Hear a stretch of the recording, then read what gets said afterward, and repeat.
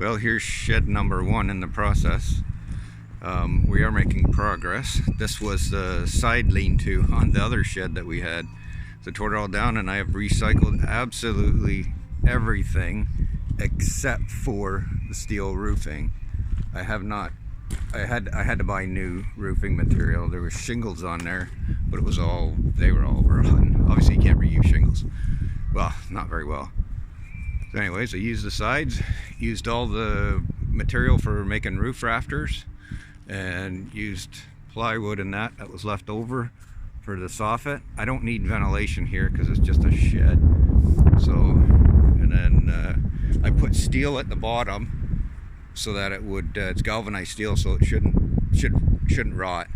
And I used a pressure treated plate on the bottom to help protect it as well. And at the back here, the reason why that's sitting up is because I put a pressure treated plate up against some deck blocks, which holds up the back wall. So that way it doesn't sit in the dirt. So as you can see, I used a piece of steel there. That one's painted steel, the other side's galvanized steel. So, but it's all going to be covered, and then I'm going to reuse all the vinyl siding that was from the old shed, but I'm actually going to paint it. I'm going to paint it to match the rest of the garage and that, because the garage is all blue. And there's what's left of the old shed. That's it. Just a little bit of 2 trusses, homemade trusses that they made. I'm going to recycle them, and a pile of plastic. Well, actually it's vinyl siding. And over here was the other part of the shed. So, and I'm still well within my means for the bylaw. You're allowed up to 100 square feet. So, and this one's actually 98 square feet. So I made it 7 by 14. I recycled everything. All this material I had just kicking around the place. Had these hinges, had the doors, had the material for the doors, just old plywood I had, 3/4 inch. Makes a real heavy door. Put a lock on it. And then inside, this is where my pool equipment's going to be. So that's where the pump will sit there. And there's all my hoses to hook up to the pool again. I always take it all apart in the wintertime. Stuck a window in, fixed up all the trusses, redid them.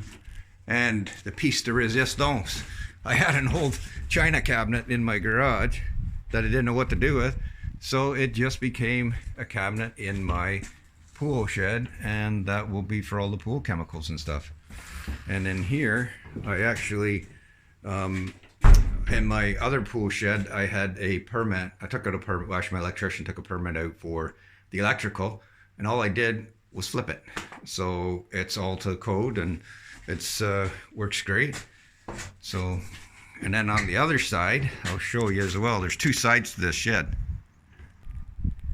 So I made 2 doors on here because it makes it a lot better accessibility. So in here, actually, as you can see, I put it on concrete patio stones, which makes for a good floor. And I double plated everything so it spans the weight better. And then up the top, double plated as well, as you should. And then the trusses, I use plywood. I had plywood. Some of it was left over, and I actually had to buy 2 pieces. That was it, to complete it, because I'd rather use plywood than just strapping.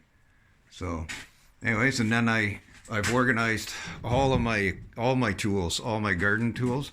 So it's all nice and neat and organized now. Before they were just in a big barrel. It was a mess. Now it's all nice and neatly organized, so I can see what I'm getting into, what I need in a hurry. And then I put all these shelves here as well, so I could put my gasolines for the whippersnipper and chainsaw and all that good stuff.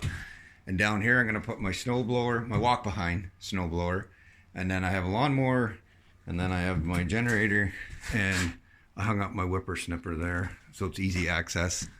And most of my shelves are empty. That was a mess in the other shed, poorly organized. That was there for probably 30-40 years. Now we're all nice and organized, and I am still actually waiting on my steel for the roof. I ordered steel because I'm tired of doing shingles. I've done hundreds of roofs, shingled hundreds of roofs, and I don't like it anymore. So this way I just put some tar paper on it for a couple of weeks, and just put some straps on it to keep it from blowing away. And then at the bottom here I have galvanized flashing that I'm going to put down along the bottom there, and it's going to come out over the concrete block you can see there. So it's going to come out over that, and then I'm actually going to put steel siding on. That way never have to worry about it. Shed will be good for 50 or 100 years, long after I'm gone.